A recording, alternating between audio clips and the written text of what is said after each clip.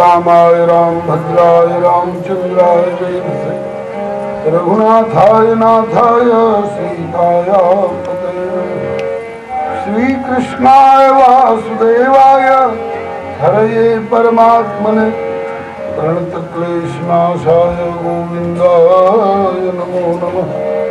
नाम संकीर्तनं यस्य सर्वपापप्रणाशनं प्रणामो दुःखशमनस्तं नमामि हरिं परम्। यत्कीर्तनं यत्स्मरणं यदीक्षणं यद्वन्दनं यच्छ्रवणं यदर्हणं लोकस्य सद्यो विघ्नोति कल्मषं तस्मै सुभद्रश्रवसे नमो नमः।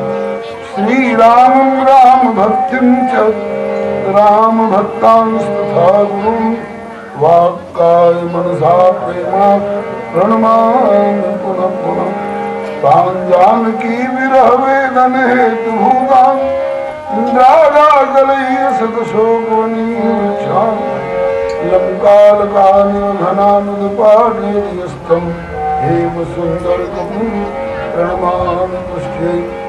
बोलिए प्रेम से श्री भक्ति भक्त भगवान की, श्री गुरुदेव भगवान की, श्री आचार्य चरण की, श्री भगवान नाम संकीर्तन की, राम रसिया श्री हनुमंत लाल की, श्री उमा महेश्वर भगवान की, श्री चाचौड़ा बिहारी श्री गुरुदेव भगवान की, श्री सर्वसंत वैष्णव भगवान की।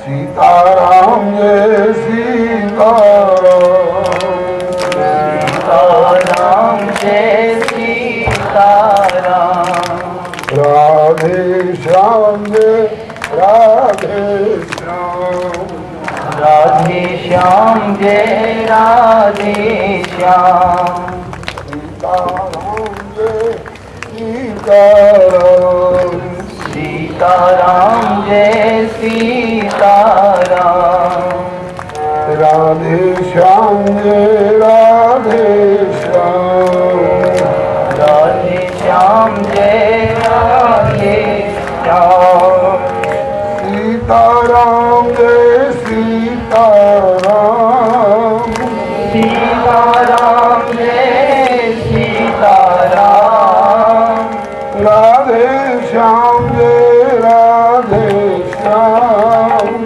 राधे श्याम जय राधे श्याम, सीताराम जय सीताराम, सीताराम जय सीताराम, राधे श्याम जय राधे श्याम, राधे श्याम जय राधे श्याम, सीताराम जय सीताराम, सीताराम जय सीताराम, राधे श्याम जय राधे श्याम, राधे श्याम जय राधे श्याम, सीताराम जय सीताराम, सीताराम जय जय श्री चतुर्संप्रदायाचार्य की जय, श्री चाचौड़ा बिहारी श्री गुरुदेव भगवान की जय श्री ज्ञान गुजरी बिहारी श्री गुरुदेव भगवान की जय, अपने अपने श्री गुरुदेव भगवान की जय श्री गुरुवर पाठोत्सव महोत्सव की जय, श्री सर्वसंत वैष्णव भगवान की जय। श्री प्रभु कृपा से हम सब अतिशय सौभाग्यशाली हैं जो भारत भूमि में मानव शरीर प्राप्त कर श्री चाचौड़ा धाम में गुरुदेव के पाठोत्सव महोत्सव के शुभ अवसर पर समवेत होकर भगवत भागवत यश गायन एवं श्रवण का सुअवसर प्राप्त कर रहे हैं। हम लोगों के सौभाग्य को देखकर देवता लोग प्राय तरसते हैं, क्योंकि देवलोक में विषय बाहुल्य भले खूब हो, किंतु सत्संग एवं भगवत कथा सुधा का प्राय नितांत अभाव सा ही रहता है देवलोक में। श्री राम कथा का भी अक्षय विस्तार है। वैसे नवान्न क्रम से पारायण पाठ वगैरह होता है तो 9 दिन तो केवल मूल पाठ में गायन में लगता है, और व्याख्या यदि की जाए तो एक एक दिन में कई कई ऐसे महत्वपूर्ण प्रसंग आते हैं जिनमें समय पर्याप्त लगता है। मेरे राम ने जिज्ञासा करी कल कि राम कथा में कहाँ से कहाँ तक का विचार है, तो एक प्रस्ताव आया कि मिथिला का प्रसंग भी होना चाहिए जिसमें फुलवारी प्रसंग की प्रधानता हो और श्री राम विवाह की। दूसरा प्रस्ताव आया कि आगे के प्रसंग भी बड़ी महत्वपूर्ण है, केवट प्रसंग और श्री भरत चरित्र और श्री सबरी माता का चरित्र, श्री जटायु जी का चरित्र, श्री सुंदर कांड में सभी चरित्र एक से एक हैं, जिसमें विभीषण शरणागति प्रमुख, और उसके बाद लंका और उत्तरकांड का तो महत्व है ही। अगर आद्योपांत का विचार किया जाए तो यह असमंजस होता है कहाँ से प्रारंभ करें और कहाँ तक पहुंचे। फिर भी यथा संभव ठाकुर जी की जैसी जैसी प्रेरणा होगी उसके अनुसार सेवा अर्पित होगी।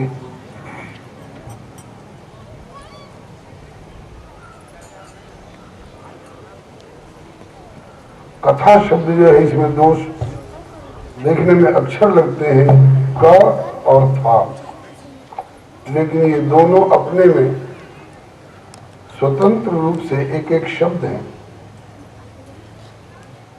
और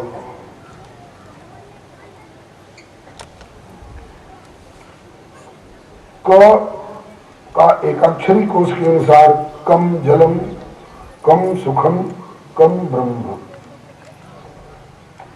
क जल के अर्थ में भी होता है, क सुख के अर्थ में भी होता है, और सुख नाल्पे सुखमस्ति, अल्प में और नश्वर में सुख नहीं है, सुख का आभास भले हो।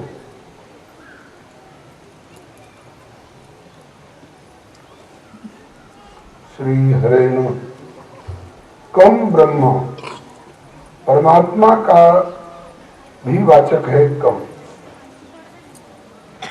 तो के सुखे स्थापयति इति कथा। क नाम ब्रह्म और क नाम सुख। प्राणी दुख के गर्त में गिरा हुआ अनेक अनेक प्रकार से त्रस्त रहता है, दुखी रहता है और सुख की खोज करता रहता है। तो इसको उस दुख के गर्त से निकाल करके और जो सुख में स्थापित कर दे उसी का नाम है कथा। के सुखे स्थापयति इति निगदिता कथा। के सुखे स्थापयति इति निगदिता कथा। हरत जीवस्य माया कृतांतर व्यथा। हरत जीवस्य माया कृतांतर व्यथा। व्यास वाल्मीकिना या प्रदत्ता प्रथा किमपि कथमपि कदापि न भवेत् अन्यथा। इसका तात्पर्य ये हुआ कि दुख के गर्त से प्राणी को निकाल करके और सुख के सागर में स्थापित कर दे, उसका नाम है कथा। जीव के अंतःकरण में माया के द्वारा सृष्ट अनेक अनेक प्रकार की व्यथाओं का समूह विराजमान रहते हैं, जिससे प्राणी बेचैन रहते हैं। और जब कथा का आश्रय लिया जाता है तो ये कथा हमारे अंतर की सारी व्यथाओं का हरण कर लेती है। तो रामचरितमानस में कथा की जिज्ञासा करती हैं भगवती पार्वती। वैसे रामचरितमानस को एक मानसरोवर का स्वरूप बताया गया है। मानसरोवर के 4 घाट बताए गए हैं। रामचरितमानस रूपी मानसरोवर के 4 घाट बताए गए हैं। कर्मकांड घाट, ज्ञान कांड घाट, उपासना कांड घाट और चौथा है दैन्य घाट। चारों घाट के एक एक जिज्ञासु श्रोता हैं और एक एक समाधान करता प्रवक्ता है। कर्मकांड घाट के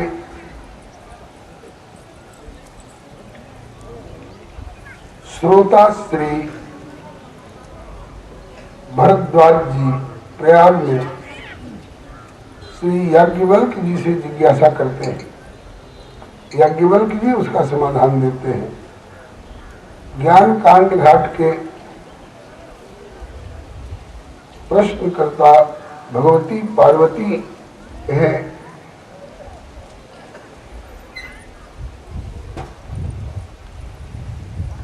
और समाधान प्रदान करने वाले जगत गुरु भगवान शंकर।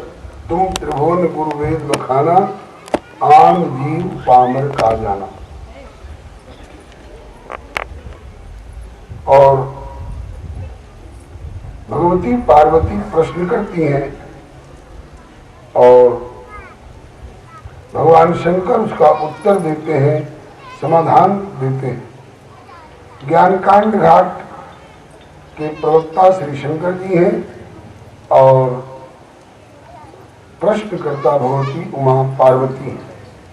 और उपासना कांड के जिज्ञासु श्री गरुड़ जी महाराज हैं और समाधान प्रदान करने वाले श्री काक भुसुंडी जी महाराज। ये उपासना कांड के श्रोता और प्रवक्ता हैं। अब रहा दैन्य घाट। और घाटों पर सीढ़ियां होती हैं। एहिमा रुचिर सप्त सोपाना। 7 कांड जो है यही 7 सोपान। सोपान सीढ़ी को कहते हैं। तो 7 सीढ़ियों से उतरते उतरते तब जल तक पहुंचने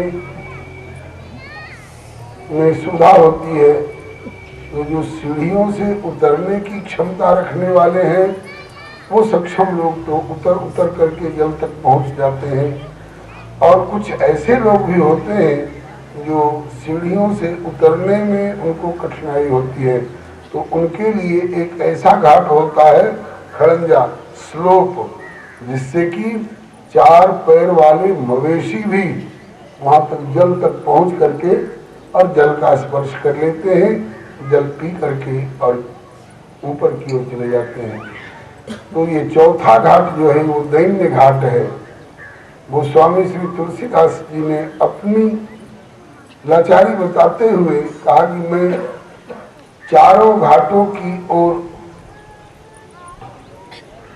सोचा कि आस्वादन किस घाट से किया जाए। तो चारों घाटों में लोगों ने बताया कि तुम हमारे घाट के लायक नहीं हो। कर्मठ कठमलिया कहें। कर्मकांड वाले बोले तुम्हें कर्मकांड का ज्ञान नहीं है, इसलिए तुम हमारे इस घाट के लायक नहीं लगते। कर्मठ कठमलिया कहें।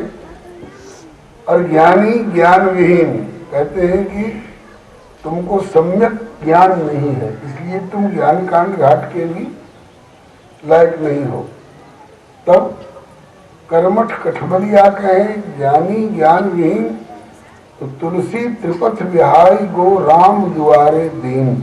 ये दीनता वाले घाट में गोस्वामी जी कहते हैं कि मेरा गुजारा संभव है। वेद के कांड त्रय प्रख्यात हैं, कर्मकांड, ज्ञानकांड एवं उपासना कांड। अगर इन 3 में हमारा अधिकार नहीं है तो चौथे में दैन्य घाट पर हम पहुंचेंगे तो उससे प्रभु की कृपा का आश्रय और अनुभव हमको हो सकेगा। अभी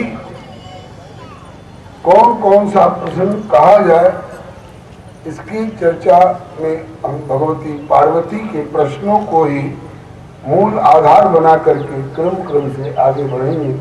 भगवती पार्वती भगवान भोलेनाथ के चरणों में उपस्थित होकर के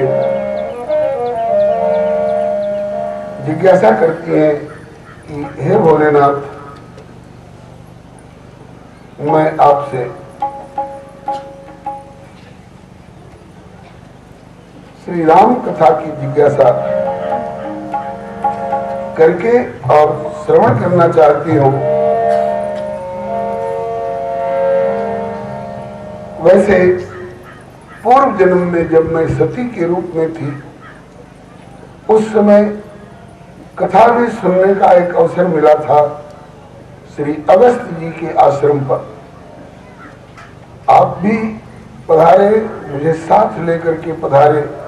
संग सती जगजननी भवानी, पूजे ऋषि अखिलेश्वर जानी, और राम कथा मुनिवर्ज बखानी, सुनी महेश परम सुख मानी। आप ने तो सुख मान करके कथा का श्रवण किया, आस्वादन किया, लाभ उठाया, लेकिन मैं दिमागी तर्क जाल में उलझ गई, और तर्क जाल में उलझने के कारण मैं अच्छी तरह से कथा का लाभ नहीं ले पाई, और उसका दुष्परिणाम भी मेरे जीवन में आया। मुझे उस शरीर का परित्याग करना पड़ा, और अब मैं पुनः जिज्ञासा लेकर के उपस्थित हुई हूँ। यद्यपि तब कर अस विमोह अब नाही, राम कथा पर रुचि मन माए। उस समय का विमोह अब नहीं है। विशेष मोह कहते हैं विपर्य ज्ञान को। अपने में पराये का भ्रम हो जाना, पराये में अपनापन का भ्रम हो जाना, नश्वर में अविनाशी का भ्रम हो जाना, अविनाशी में नश्वर पने का भ्रम हो जाना, हितैषी में अनहित का भाव हो जाना, अनहित में हितैषी का भाव हो जाना, सर्प में रस्सी का भ्रम हो जाना, रस्सी में सर्प का भ्रम हो जाना, ये मोह कहलाता है। और वह भी और जोरदार होकर के अगर परेशान कर रहा है तो उसको विमोह कहते हैं, विशिष्ट मोह। तो भगवती स्वीकार करती है कि तब कर अस विमोह अब नाही, राम कथा पर रुचि मन माई। श्री राम कथा के प्रति मेरे हृदय में रुचि है,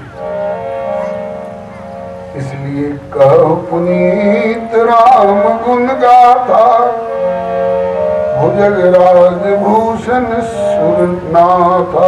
हे सुरनाथ, हे देवताओं के भी देव महादेव, आपके चरणों में मेरी प्रार्थना है कि अत्यंत पवित्र जो प्रभु श्री राम की गुण गाथा है वो कृपा करके सुनाइए। बंदो पद धर सिर, विनय करो कर जोरी, वर्णो रघुवर विशद जस, श्रुति सिद्धांत निचोरी। यद्यपि योषिता नहीं अधिकारी, ये अपना दैन्य विज्ञापन नहीं है। यद्यपि योषिता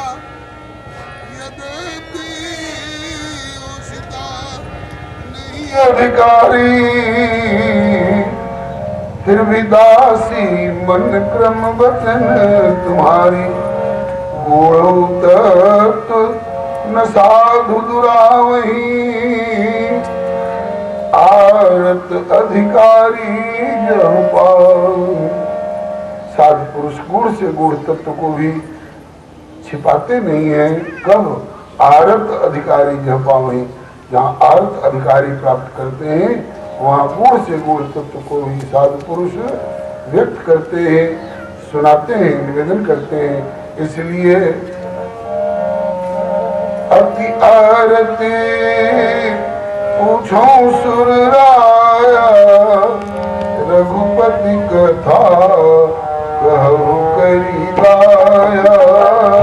अति आरती पूछो सुर राया, रघुपति कथा कहु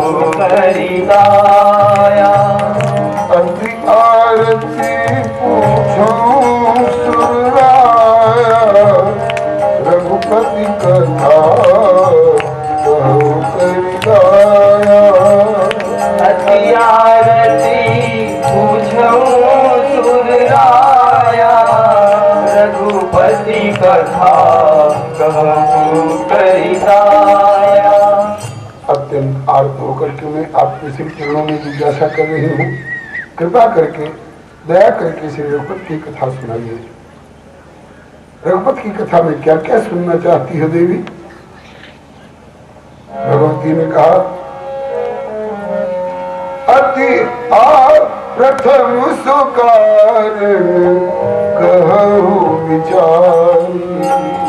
प्रथम सुकारण कहूँ विचारी।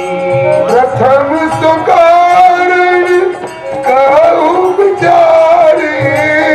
प्रथम सुकारण कहूँ विचारी।